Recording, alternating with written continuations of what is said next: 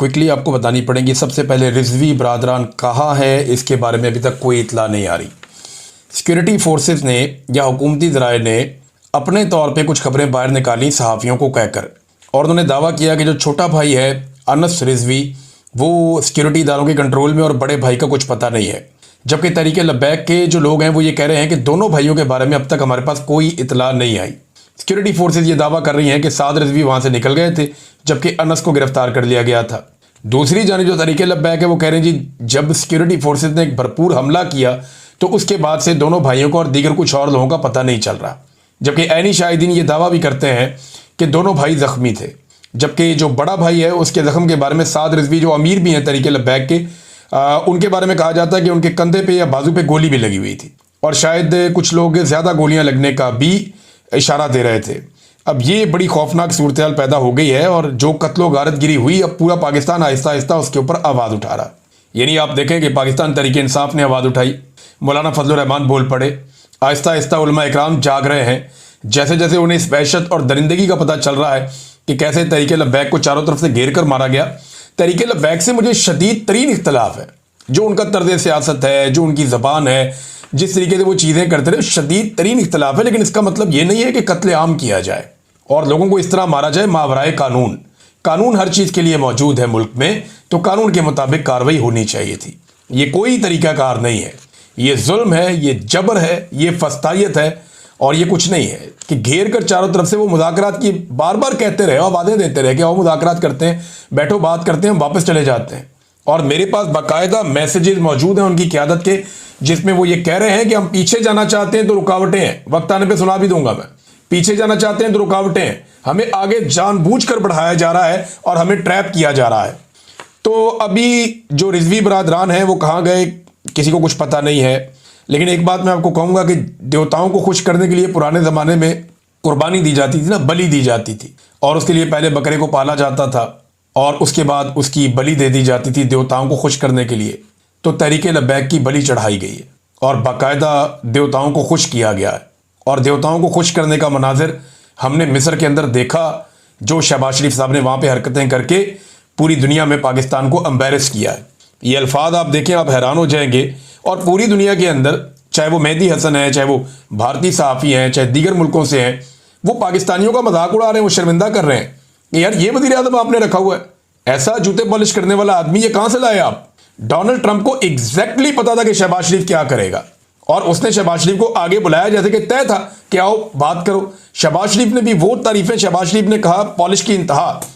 मैं इस अजीम सदर को नोबेल अमन इनाम के लिए नामजद करना चाहूँगा क्योंकि मैं दिल से यकीन रखता हूँ कि वो सबसे मुखलिस और शानदार उम्मीदवार हैं। मेरा मानना है कि आप वो शख्सियत हैं जिसकी इस वक्त दुनिया को सबसे ज़्यादा ज़रूरत थी।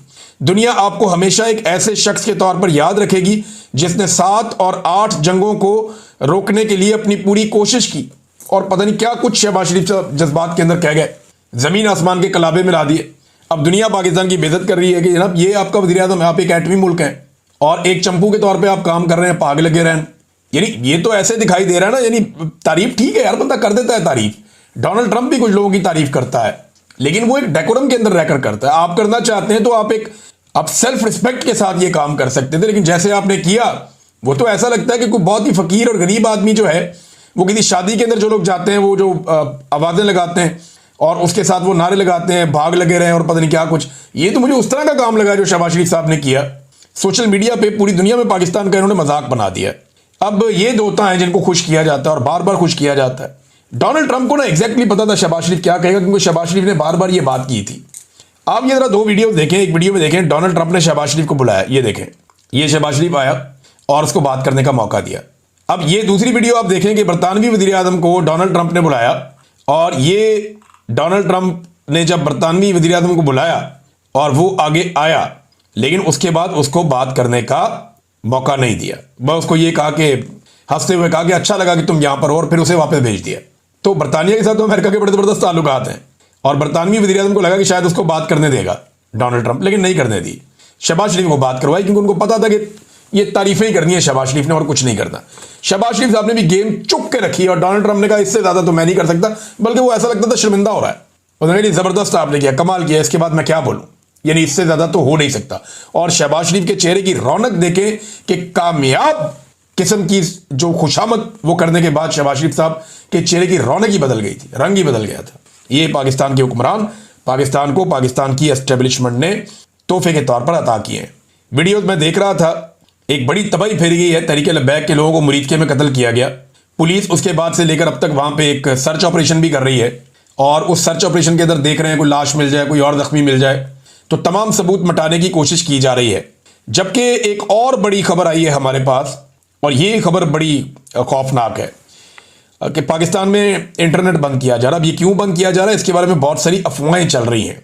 क्या उनमें से किसी एक बात के अंदर सच्चाई मौजूद है? पीटीसीएल ने कहा कि एक मेंटेनेंस एक्टिविटी होने जा रही है और कुछ सबमरीन केबल है, उनमें से किसी एक के अंदर कोई रिपेयर होने जा रही है 14 अक्टूबर 2025 को 11 बजे। वैसे ये बहुत पहले बता दिया जाता है, लेकिन उन्होंने एंड टाइम पे बताया। उन्होंने 18 घंटों तक के लिए आपका इंटरनेट बंद हो सकता है, और यह भी बताया गया कि पीटीसीएल का इंटरनेट भी बंद हो सकता है। अब अगर इंटरनेट बंद हो जाता है तो इस पे कुछ लोग इस शुबे का इजहार कर रहे हैं कि पाकिस्तान में कोई बड़ी कार्रवाई होगी इस बीच में। कुछ लोग कह रहे हैं कि शायद तहरीक लब्बैक की क़यादत के अंदर किसी के साथ कुछ ऐसा हो गया है कि जो मंजर आम पे बात आएगी तो पाकिस्तान के अंदर हालात ख़राब हो सकते हैं, लिहाजा इंटरनेट को पूरी तरीके से पाकिस्तान में कंट्रोल करके बंद करने का फैसला किया गया है। अब होता क्या है, क्या खैबर पख्तूनख्वा में कोई एडवेंचर कर दिया जाएगा? मुझे नहीं लगता वहां पे एडवेंचर इस तरह से किया जाएगा। अगर किया गया तो उसके नताइज बड़े खौफनाक होंगे और वो पूरी दुनिया देखेगी कि वहां पे क्या होता है।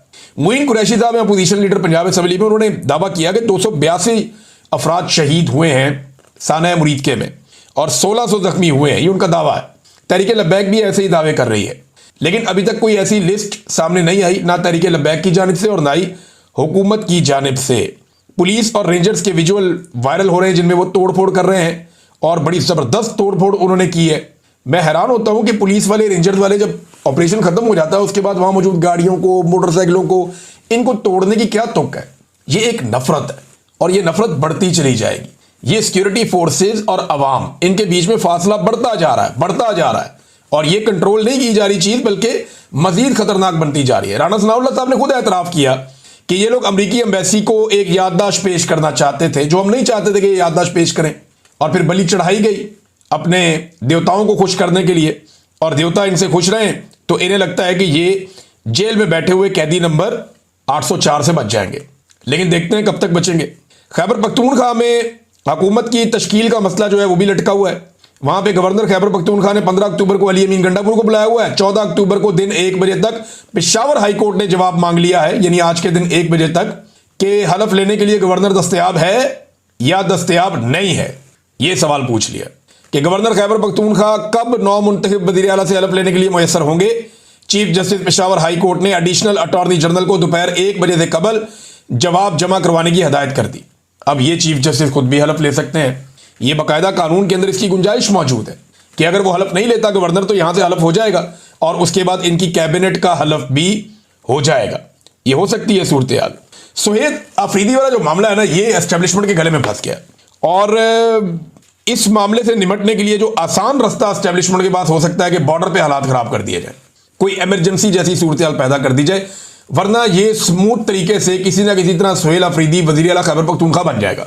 क्योंकि देखें ना, जब ये वजीर था तो किसी ने कुछ कहा ही नहीं, ना तब तक ये मोबाइल चोरी करता था, ना तब तक ये कोई डकैती मारता था, ना तब तक ये चोरी करता था, ना तब तक ये गद्दार था, ना तब तक ये दहशत, कुछ भी नहीं था। लेकिन जैसे ही वज़ीर आला नामजद हुआ और बनाया गया तो एस्टेब्लिशमेंट को लगा ये सब कुछ है। कुछ बड़ी वजूहात हैं, उनमें देखें एक जो बड़ी वजह है ना वो है मादनियात। मादनियात की एक कंसाइनमेंट जा चुकी है 50 करोड़ डॉलर्स की, आधा अरब डॉलर की एक कंसाइनमेंट जा चुकी है। इसके ऊपर टीवी चैनल पे प्रोग्राम करते हुए बाकायदा हाफिज हमदुल्ला साहब जो जेयूआई से हैं, उन्होंने भी कहा कि यार ये कौन है, क्यों लेकर गए यहां से, किससे पूछा, फैसला क्यों किया, ये किसका हक है, ये 50 करोड़ डॉलर के मिनरल बायर भेजे गए हैं, किसका हक है, फैसला किसने किया है, ये तो आवाम का हक है। ये उन्होंने भी आवाज उठाई, बाकी लोग भी उठा रहे हैं। अब दूसरा मामला, एक तो मादनियात का हो गया ना, दूसरा मामला मिलिट्री ऑपरेशन का है।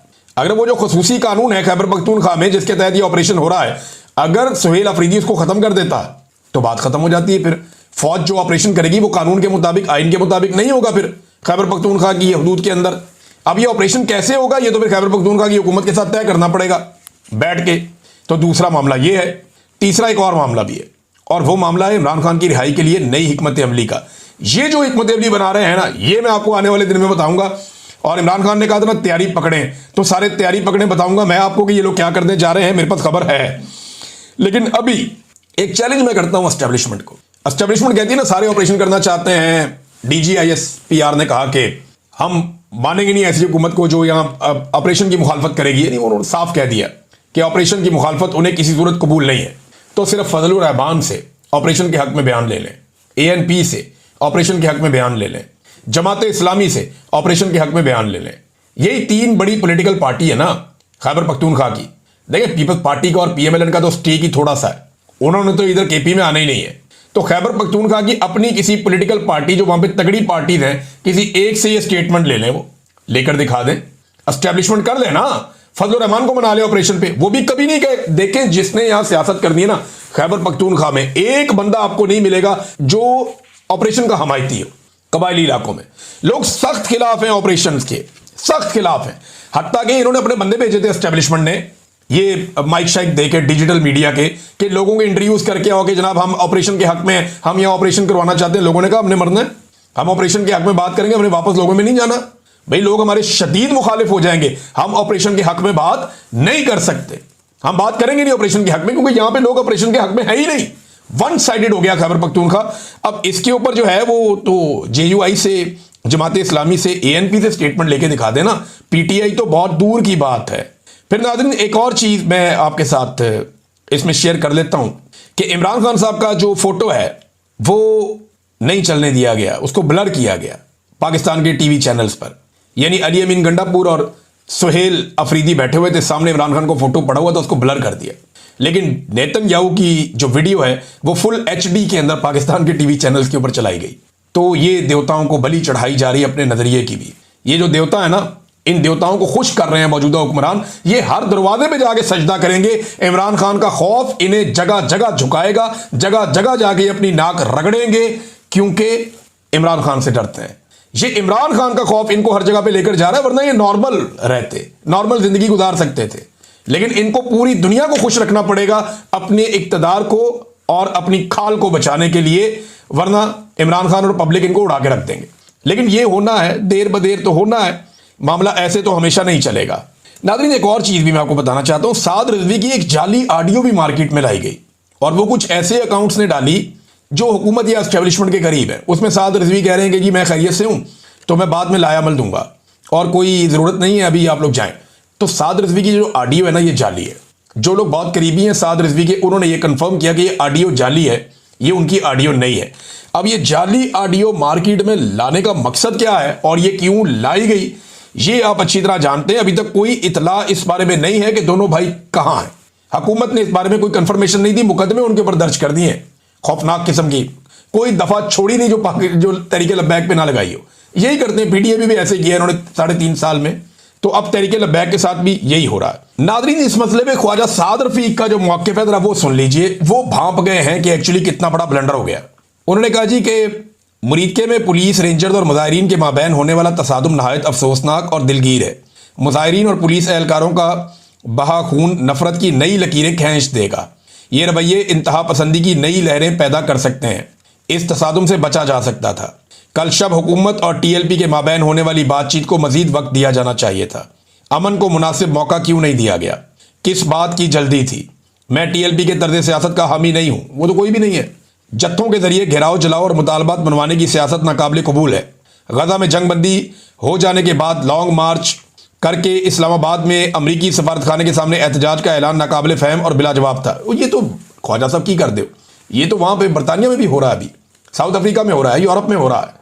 लोग अमन मुआहदे के बावजूद एहतजाज कर रहे हैं, तो हुकूमतें उन पर गोलियां तो नहीं चला रही, लेकिन अंत तक कोशिश करके मुज़ाकरात के जरिए दरमियानी रास्ता निकालना और जय्यद उलमा सियासतदानों को बीच में डालकर एक दूसरे को फेस सेविंग देना और अमन कायम रखना ही दुरुस्त रहता था। होने वाला जानी नुकसान बातों या माली आनत से पूरा नहीं किया जा सकता। याद रखें, रिश्ते जख्म नाकाबिल इलाज बन जाते हैं।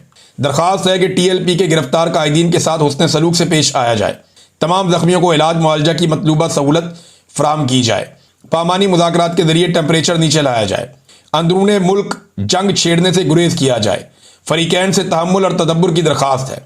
काश मुकालमे के जरिए मसला हल करने के लिए हमारी पेश की अपीलों को अहमियत दी जाती, लेकिन ऐसा नहीं हुआ। देखिए, मैं फिर आपको यह कहूंगा कि तहरीक लब्बैक को अगर क्रश करना था तो इसके बेशुमार मौके थे, लेकिन इसराइल के मामले पे क्रश किया गया, फलस्तीन के मामले पे क्रश किया गया। इट वॉज डेलिब्रेट, ऐसा लगता है, क्योंकि जो बहुत बड़े बड़े देवता हैं उनको बलि चढ़ानी थी, और ये शायद ऐसा लगता है कि वही बलि चढ़ाई गई है। नाज़रीन, एक और इंटरेस्टिंग खबर, ये जो मिस्र गए शहबाज शरीफ साहब, और यहां शर्म अल शेख में जब ये मीटिंग हो रही थी तो उर्दगान जब आ रहे थे तो उन्हें पता चला हवा में कि शायद नेतन्याहू भी आ रहा है, तो उन्होंने अपने तैयारे को ऊपर चक्कर देना शुरू कर दिया और यह मुतालबा कर दिया कि अगर नेतन्याहू आएगा तो मैं इस जगह नहीं आऊंगा, मैं यहां से वापस जाऊंगा। लिहाजा फिर नेतन्याहू का जो आना था उसको मनसूख किया गया, और फिर उर्दगान उतरा वहां पे एयरपोर्ट पे, और उसने इस प्रोग्राम के अंदर शिरकत की। और मजे की बात आपको बताऊं, तुर्की इसराइल को तस्लीम कर चुका है बहुत पहले। वो इसराइल को तस्लीम करता है, लेकिन नेतन्याहू को तस्लीम नहीं करता। और आपका जो वजीर आजम शहबाज शरीफ है वो इसराइल को तस्लीम नहीं करते अभी तक हम, लेकिन वो नेतन्याहू के आने पे कोई एहतजाज नहीं किया। यानी हमारी तरफ से ऐसी कोई शर्त नहीं थी। ये शर्त किसकी तरफ से थी? उर्दगान की जानिब से थी। अंदाजा करें आप पाकिस्तान कहां खड़ा है। पाकिस्तान के टीवी चैनल्स के ऊपर नेतन्याहू को दिखाया जा रहा है। डोनाल्ड ट्रंप ने अपने मुंह से ऐलान किया कि ये सब जो हम लोग यहां मौजूद हैं इब्राहिम अकॉर्ड का हिस्सा बन रहे हैं। ऐलान किया उसने। शहबाज शरीफ वहां खड़े होकर कह देते ना, जब डोनाल्ड ट्रंप की तारीफ करते कि इब्राहिम अकॉर्ड का हम हिस्सा नहीं है, या हम इसराइल को तस्लीम नहीं करते, या हम कोई ऐसी बात नहीं की, सिर्फ डोनाल्ड ट्रंप की तारीफें की, चुप के रखा काम शहबाज शरीफ साहब ने। और अब ऐसा दिखाई देता है बज़ाहिर कि पाकिस्तान ने इसराइल को तस्लीम कर लिया है, सिर्फ पाकिस्तान ऐलान नहीं कर पा रहा, और ऐलान करने के लिए पाकिस्तान किसी वक्त का इंतजार कर रहा है। और अभी ऐलान ना करके, अभी कुछ आलमी सतह पे खबरें भी आ रही थी, कुछ तजियाकार भी ये कह रहे थे, और उनका ये कहना था कि अरबों के 6 ममालिक ने, बल्कि ये खबर है बहुत बड़ी, ये खबर मैं आपको बता देता हूं, ये बाकायदा वाशिंगटन पोस्ट के अंदर एक खुफिया रिपोर्ट छपी है, और वो रिपोर्ट ये कहती है कि गजा के मुसलमानों के कत्लेआम में 6 अरब ममालिक ने इसराइल की खुफिया मदद की। वाशिंगटन पोस्ट ने राज खोल दिए। अंदाजा करें अब आप, वाशिंगटन पोस्ट ये कह रहा है। ये हालात हैं। और अब एक और खबर ये आ रही है कि कोशिश ये है कि पहले पाकिस्तान और इंडोनेशिया ये तस्लीम कर लें, उसके बाद सऊदी अरब तस्लीम करें इसराइल को। अगर ये सारा मामला होना है तो ऐसे होना है। अब नाज़रीन, आखिरी खबर मैं आपको देता हूं, और देखें ये कितनी तकलीफ वाली खबर है। ये दुनिया के अखबारात में छप रही है, पाकिस्तान की जानिब से इसका कोई जवाब अभी तक नहीं आया। ये फ्री प्रेस जर्नल से मैं पढ़ रहा हूं। इंडियन अखबारात ने तो उसको चुप के रखा, खबर हर तरफ उन्होंने चला दी है। पाकिस्तानी अखबारात इसके ऊपर अभी तक चुप हैं। बलूचिस्तान पोस्ट ने भी इसको लिख दिया है, सोशल मीडिया के ऊपर आ रहा है। अफगान मीडिया भी ये कह रहा है, तोलू न्यूज़ जो है अफगान मीडिया, वो भी ये कह रहा है अफगान मीडिया के जनाब ये ऐसे ही है। खबर ये है कि अफगानिस्तान की सरकार ने ख्वाजा आसिफ को, जो पाकिस्तान का वज़ीर दिफा है, और आसिम मलिक जो पाकिस्तान का DG ISI है, और दीगर 2 फौजी अफसरान जो जर्नल हैं, उन्हें वीज़ा देने से इनकार कर दिया।